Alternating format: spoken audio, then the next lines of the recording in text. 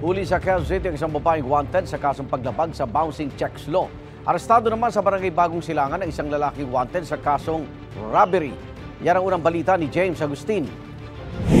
Naaresto ka namin sa bisa ng warrant. Hindi na nakapalag ang 31 anyos sa lalaki matapos arestuin ng pulisya sa barangay Bagong Silangan, Quezon City. Wanted siya sa kasong robbery na nangyari noong 2013. Ayon sa pulisya, 3 ang suspect noon sa krimen na sinampahan ng kaso. Saan nilang pinasok yung bahay, kaya na-found out nung complainant na yung bahay nila is pinasok, na-identify at naturo sila ng mga witnesses. Hindi na nakuha ng pahayag ang suspect na nakalaya matapos magpiyansa ng 100,000 piso.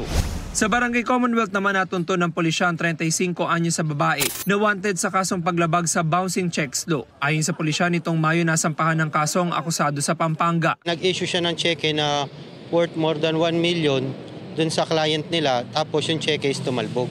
Kaya sinampahan siya ng kaso nung complainant niya. Sabi ng akusado, hindi naman siya nagtago at alam niyang may arrest warrant sa kanya. Nantanong kaugnay sa kinakaharap na kaso. No comment. Ibabiyahin ng pulisya patungo sa Pampanga ang akusado para sa return of warrant. Ito ang unang balita. James Agustin para sa GMA Integrated News.